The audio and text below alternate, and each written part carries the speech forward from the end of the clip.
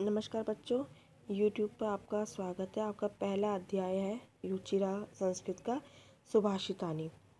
तो इसमें आपको नीति वाक्य बताए गए हैं, उनका अनुवाद है, श्लोक के रूप में दिए गए हैं। यहाँ पर आपको उसके बारे में समझाया जा रहा है। चलिए देखिए आगे। पहला श्लोक है, पहले आप समझ लीजिए सुभाषितानी का अर्थ क्या होता है। शुभ आशितानी, सुभाषितानी मीन्स शुभ यानी कि अच्छी बातें, अच्छे वचन यानी कि नीति वाक्य जिन्हें कहा जा सकता है, वो चीज़ें हैं इसमें। ठीक है, तो श्लोक के द्वारा आपके सामने प्रस्तुत किया गया है कि आपको कैसी बातें सीखनी चाहिए, कैसी बातों से दूर रहना चाहिए। तो उन्हीं की व्याख्या आपके सामने दी जा रही। देखिए, पहला श्लोक है आपका, पृथिव्यां त्रीणि रत्नानि जलम अन्नम सुभाषितम मूढ़ पाषाण खंडेषु रत्न संज्ञा विधीयते। यानी कि पृथिव्याम, पृथिव्याम का अर्थ क्या होता है, धरती पर। ठीक है, धरती पर या पृथ्वी पर। त्रीणि तीन, रत्नानि रत्न, कौन कौन से, जल यानी कि पानी, अन्नम अनाज, सुभाषितम यानी कि अच्छे वचन यानी कि अच्छी बातें। यानी कि पृथ्वी पर तीन रत्न हैं, कौन कौन से माने गए हैं, पानी, अन्न और अच्छी बातें, क्योंकि जीने के लिए इनका बहुत ही महत्व है।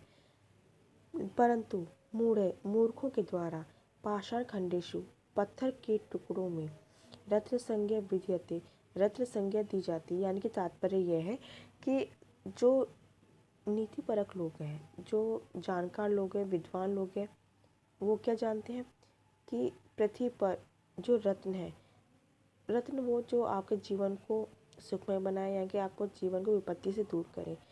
आपके पास भले ही कितना ही संपदा क्यों ना हो, कितना ही पैसा क्यों ना हो, लेकिन जब तक अगर आपके पास अच्छी बातें नहीं है, आपका अच्छा व्यवहार नहीं है, तो वो सब बेमायने हैं, बेकार है।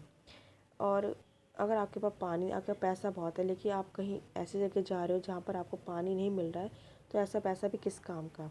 ठीक है, तो यहाँ के जीने के लिए आपको पानी और खाने के लिए अनाज, ठीक है, और अच्छी बातें बहुत ज़रूरी है। तो यही कहा गया कि पृथ्वी पर मुख्य रूप से तीन रत्न हैं, कौन कौन से, पानी, अन्न और अच्छी बातें। परंतु मूर्खों के द्वारा तो पत्थर के टुकड़े होते हैं, कि जो हीरे जवाहरात हो गए, रत्न हो गए, हीरा पन्ना, ये सब क्या पत्थर के टुकड़े ही तो हैं। लेकिन मूर्ख जो है वो इनको ही कीमती मानते हैं और इनको ही क्या रत्नों की संज्ञा देते हैं, ना कि पानी, अन्न और अच्छी बातों को। ठीक है, दूसरा है आपका, सत्येन धार्यते पृथ्वी सत्येन तपते रवि सत्येन वाति वायुश्च सर्वम सत्य प्रतिष्ठितम। यानी कि सत्येन, सत्य के द्वारा ही धारण की जाती है पृथ्वी। यानी कि पृथ्वी है जो भी कुछ धारण करती है, ठीक है, वो सब किसके द्वारा, सत्य के द्वारा। यानी कि जो एक अटल चीज़ें हैं, ठीक है, जो पहले से प्रतिष्ठित है, जिनको हम बदल नहीं सकते हैं। सत्य तपते रवि, और जो रवि, जो सूर्य है, वो सत्य के द्वारा ही तपता है। यानी कि उसका जो गुण हो गया, नैतिक गुण हो गया, यानी कि उसका जो नैतिक कार्य हो गया, वो क्या है, तपना। तो एक तरह से सच्चाई है, एक सत्य चीज़ है, ठीक है, जिसके द्वारा उसका जो गुण है वो क्या है, तपना, तो वो तप रहा है। ठीक है, सत्यन वाति वायुष, और सत्य के द्वारा वाति चलती है, बहती है, कौन, वायु यानी कि हवा। हवा का गुण क्या है, बहना। तो एक सच्चाई है, एक सत्यता है, जिससे हम मुकर नहीं सकते, यानी कि वायु उससे मुकर नहीं सकती है। उसका कार्य क्या है, बहना है, चलना है, इसलिए वो सत्य है, सच्चाई है, जिसको हम बदल नहीं सकते, अटल है। ठीक है, सर्वम सत्य प्रतिष्ठितम, और सब कुछ सत्य के द्वारा ही प्रतिष्ठित है। यानी कि अगर संसार में जो कुछ उचित रूप से हो रहा है, जो कुछ सही रूप से चल रहा है, वो सब किसके द्वारा, एक नियम बनाया गया है। ठीक है, नियम है, उसी के द्वारा सब कुछ चल रहा है। हम नियम के विरुद्ध जब जाती है तो प्रलय आती है। ठीक है, कुछ विनाशकारी चीज़ें आ जाती हैं हमारे समक्ष। ठीक है, यानी सब कुछ सही तरीके से नहीं चलता है, उसमें बहुत सारी विपत्तियाँ, परेशानी आ जाती हैं। लेकिन जब सत्य के द्वारा, जैसा कि जिसके लिए गुण कहा गया है, जो सच्चाई है, जो सत्यता है, जो कहा गया, जिसका जो नैतिक गुण हो गया है, तो हम उससे मुकर नहीं सकते हैं। ठीक है, जैसे सूर्य अपने समय पर उदय होता है, ठीक है, अपने समय पर अस्त हो जाता है। वह चंद्रमा क्या है, कभी ऐसा होता है कि चंद्रमा, सूर्य है ना, चंद्रमा सुबह के समय आ रहा है और जो सूर्य वो शाम के समय नहीं। सत्यता क्या है कि जो सूर्य होता है वो क्या है, प्रकाश का सूचक माना जाता है। ठीक है, तो इसलिए उनका सुबह आना लाजमी है। और दूसरा चंद्रमा है, वो शीतलता का प्रतीक है। ठीक है, इसलिए उनका रात को आना ही सत्यता की ओर, है ना, बताता है। तो यानी कि जो पृथ्वी जो कुछ धारण करती है, जैसे कि हम लोगों को धारण कर रखा है क्योंकि हम उसके ऊपर ही निर्वाह कर, उसने हमको संभाल रखा है, उसने हमें पाला हुआ है अन्न के द्वारा, ठीक है, उसने हमको आश्रय दिया है। तो ये सब क्या है, सत्य के द्वारा प्रतिष्ठित है। और जो सूरज है वो भी एक सत्यता है जिसके द्वारा वो तप रहा है, और जो वायु चल रही है वो भी एक सत्यता है, ठीक है, उसको बदला नहीं जा सकता। यानी हवा का जो मुख्य गुण है, जो क्वालिटी होती है, जो मुख्य गुण होते हैं, जो विशेषता, उसको कोई बदल नहीं सकता है, ठीक है। तो वायु एक जगह रुक के नहीं रह सकती है क्योंकि उसका गुण क्या है, बहना, इसलिए वो बहती जा रही है। तो सब कुछ सत्य के द्वारा प्रतिष्ठित है। आगे आप देखिए, दाने तपसी शौर्य च विज्ञाने विनय नय विस्मय नाही कर्तव्य बहुरत्ना वसुंधरा। यानी कि दान में, तपसी तप में, और शौर्य में, विज्ञाने ज्ञान को नए तरीके जानने में, विनम्रता में, और नए और नीति में, यानी कि नीतिपरक वाक्यों में, नीतिपरक बातों में, व्यवहार में, विस्मय ना ही कर्तव्य, हमें विस्मय नहीं करना चाहिए। क्यों विस्मय, आश्चर्य नहीं करना चाहिए। कर्तव्य बहुरत्ना वसुंधरा, क्योंकि जो हमारी वसुंधरा है वो बहुत रत्नों वाली है। यहाँ के जो गुण ये बताए गए, दान, तप, शौर्य, यानी कि शूरता हो गया, विज्ञान, नई नई चीज़ जानना हो गया, विनम्रता हो गया, ठीक है, नीति हो गया, ये सब हमारे क्या है, ये हमारे पृथ्वी के, हमारे संसार के, इस लोक के हमारे गुण हो गए, ठीक है। तो यानी कि हमारी जो धरती कैसी हो गई, बहुत रत्नों वाली है। तो जो हमारे ये गुण, दान, तप, जो ये सब बताया गया, वो क्या है, रत्नों के समान। तो हमें आश्चर्य नहीं करना चाहिए क्योंकि हमारी जो वसुंधरा, जो हमारी धरती कैसी बहुत रत्नों वाली है। तो जब बहुत रत्नों वाली हमारी धरती है, हमारी पृथ्वी है, तो अगर उसमें इतने सारे रत्न आ गए तो हमें आश्चर्य नहीं करना चाहिए क्योंकि उसमें तो अनगिनत रत्न है, क्योंकि हमारी जो वसुंधरा बहुमूल्य है, अनमोल है। चलिए आगे देखते हैं। अगला श्लोक है, बहुत अच्छा है, आपके जीवन से सारे श्लोक ही जीवन संबंधित होते हैं, आपको एक नया रास्ता बताते हैं, नए जीवन की राह देते हैं, एक अच्छा व्यवहार कुशल बनाने में आपकी मदद करते हैं, ठीक है। यानी कि अच्छी बातें सीखते जाएंगे तो अच्छा व्यवहार आपका रहता है, अच्छा व्यवहार रहने से आपके सारे परेशानियाँ दूर हो जाती हैं, ठीक है ना। आप दूसरों के सहायक भी होते हैं, दूसरों की परेशानियों में आप मदद करने के लिए तत्पर भी हो जाते हैं क्योंकि आपके अंदर वो व्यवहार आ जाता है, आपके अंदर वो गुण आ जाते हैं। अब देखिए, सद्भिरेव साहसी सदभि कुर्वी संगति सदभि विवादा मैत्रीम च न सदभि किंचित आचरेत।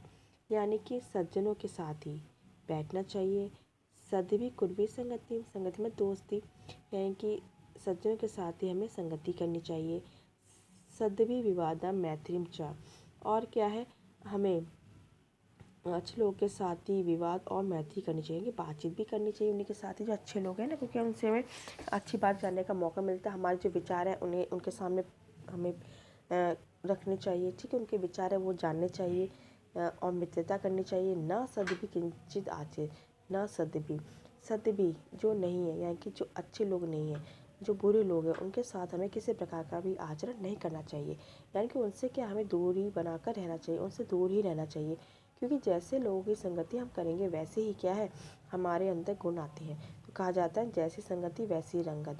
तो इसीलिए हमें क्या है, क्योंकि हमें अच्छा ही बनना है, अच्छाई के रास्ते पर चलना है, तो इसके लिए हमें क्या, अच्छे लोगों की ही संगति करनी चाहिए, उनके साथ ही बैठना चाहिए, उनके साथ ही विवाद यानी कि बातचीत करना चाहिए, विचार विमर्श करना चाहिए, और उनके साथ ही दोस्ती करनी चाहिए। और दूसरी ओर जो सज्जन लोग नहीं हैं, जो क्या है, बुरे लोग हैं, ठीक है, दुर्जन लोग हैं, उनके साथ हमें किसी प्रकार का भी, यानी किसी प्रकार का भी तालमेल नहीं रखना चाहिए, किसी प्रकार का भी हमें उनके साथ व्यवहार नहीं रखना चाहिए। चलिए आगे देखिए, धन धान्य प्रयोगेषु विद्याया संग्रहेषु च आहारे व्यवहारे च त्यक्त लज्जा सुखी भवेत्। धन धान्य प्रयोगों में और विद्या के संग्रह में, आहार में और व्यवहार में, त्यक्त लज्जा, लज्जा को त्यागने वाले सुखी रहते हैं। यानी कि धन धान्य हो गया, पैसा हो गया, ठीक है, अनाज हो गया, उसका प्रयोग करने में, यानी कि हमें कैसे प्रयोग करना है, कैसे नहीं प्रयोग करना है, ठीक है, विद्या संग्रह और विद्या के संग्रह करने में, यानी कि ज्ञान को बढ़ाने में, ज्ञान को सीखने में, आहार में, ठीक है, भोजन वगैरह हो गया, आहार व्यवहार आचरण संबंधित हो जाता है, और व्यवहार आपका व्यवहार कुशल। तो इन चीज़ों में हमें क्या है, त्याग लज्जा, जो हमारी लज्जा उसको त्याग देना चाहिए। अगर आप लज्जा को नहीं त्यागेंगे तो आप किसी से बातचीत भी नहीं कर पाएंगे, जिस चीज़ का प्रयोग करना है आप शर्म के मारे उस चीज़ का प्रयोग भी नहीं कर पाएंगे, आप किसी से भी, क्योंकि आप शर्म करेंगे तो आप किसी विद्या भी अर्जित नहीं कर पाएंगे, क्योंकि आप इसके लिए, अब विद्या अर्जित करनी तो हमें किसी न किसी से बातचीत करनी पड़ेगी, उसके पास जाना पड़ेगा, उनसे पूछना पड़ेगा कि भाई हमारे पास ये जानकारी नहीं है या हम इसके बारे में नहीं जानते हैं तो आप हमें बता दीजिए। अगर आप संकोच करेंगे तो क्या विद्या ग्रहण कर पाएंगे? नहीं। कोई नई चीज़ जान पाएंगे? नहीं जान पाएंगे। तो हमें क्या है, आहार में, व्यवहार में, धन धान्य के प्रयोग में, विद्या के संग्रह में, विद्या को यानी कि गुणों को इकट्ठा करने में, ज्ञान को इकट्ठा करने में हमें क्या करना चाहिए? लज्जा नहीं करनी चाहिए, बल्कि लज्जा को त्याग देना चाहिए, शर्म को त्याग देना चाहिए। तभी हम सुखी हो सकते हैं। अगर संकोच में रहेंगे तो हम सुखी नहीं हो सकते हैं। लास्ट आपका श्लोक है, क्षमा वशीकृति लोके क्षमया किम न साध्यते, यानी कि क्षमा वशीकृति लोके, एक क्षमा के द्वारा वश करने वाले इस लोक में, क्षमा के द्वारा अपने वश में करने वाले इस संसार में, क्षमा क्षमा के द्वारा क्या नहीं पूरा किया जा सकता, क्या नहीं सिद्ध किया जा सकता। शांति खड्ग करे, यह शांति रूपी तलवार, यानी कि एक व्यवहार हो गया, एक अच्छा नीतिपरक चीज़ हो गई। शांति यानी कि एक सोच विचार कर जो काम किया जाता है। तो यानी कि शांति की जो तलवार है, शांति का जो एक रूप है, एक शांति का जो एक रास्ता है, जो वो कर सकता है। यस्य किम कर्षति दुर्जना, तो जिसका शांति रूपी जो खड्ग की तलवार है, जो विचार है करेगा उसका, ठीक है, उसका दुर्जन क्या करेगा। यानी कि अगर किसी को समझाना है, अच्छे रास्ते पे लेकर जाना है, तो हमें क्या करना है, उसे क्षमा कर देना चाहिए। कि क्षमा के द्वारा हम अगर किसी को वश में कर लेते हैं तो यानी कि वो हमारे हर तरीके से हमारी आज्ञा मानता है, हमारे कहने अनुसार चलता है। यानी कि झगड़ा करके, जिद करके हम किसी को भी नहीं बदल सकते हैं। तो यानी कि शांति के द्वारा एक धैर्य, यानी कि शांति का मतलब आप धैर्य ले सकते हैं, धैर्यशीलता ले सकते हैं, धीरता ले सकते हैं। यानी किसी भी काम को करने में हमें जल्दबाजी नहीं करनी चाहिए, ठीक है ना। या किसी को हमें सही रास्ते पर आना है, किसी को हमें समझाना है, या किसी में अच्छे गुणों को लाना है, तो हमें क्या करना है, हमें सबसे पहले शांति का रास्ता अपनाना चाहिए। यानी कि एक धैर्यता रखनी चाहिए, धीरता रखनी चाहिए, कि जल्दबाजी नहीं करनी चाहिए। धीरे धीरे ही हम किसी चीज़ को सही जगह पर ला सकते हैं, अचानक से एकदम से हम नहीं कर सकते हैं। तो यानी कि क्षमावशी, क्षमा के द्वारा वश करने वाले इस संसार में जो क्षमा है, ठीक है, क्षमा के द्वारा क्या नहीं पूरा किया जा सकता है। शांति खड्ग करे, या शांति भी करे जो करे यस्य जिसका उसका दुर्जय बुरा क्या कर सकता है। यानी कि एक कहते हैं ना, एक साधु महात्मा किसी व्यक्ति को सुधार सकता है, लेकिन दुर्जन जो बुरे लोग हैं उसको सुधारने, बल्कि उसको क्या लड़ा झगड़ा करेंगे, उससे वो बंदा नहीं समझ सकता कि जो ये हमें से कहना चाहते हैं वो क्या कहना चाहते हैं, हमें क्या समझाना चाहते हैं। तो वही बात, दुर्जन और सज्जन में ये अंतर है कि जिस चीज़ को सज्जन लोग बहुत अच्छे तरीके से कर सकते हैं, दुर्जन लोग नहीं कर सकते। वो तो क्या है, लड़ा झगड़ा और उल्टी सीधी बातों का और बुरे शब्दों का प्रयोग करते हैं। तो ये आपके श्लोक के अर्थ है, उम्मीद है आपको समझ में आए होंगे, और कोशिश करिएगा और अच्छे से समझने की, अपने जीवन में ढालने की। यानी कि श्लोक या नीतिपरक वाक्य या सूक्तियाँ जो आपकी होती हैं, अच्छे विचार होते हैं, वो उनका मूल तभी है जब आप उनको अपने जीवन में डालते हैं, उनको अपने जीवन में शामिल करते हैं, नहीं तो वो सब आपके लिए व्यर्थ होती है। तो ये आपके आज अच्छे वचन के ऊपर वीडियो थी, उम्मीद आपको पसंद आएगी। धन्यवाद।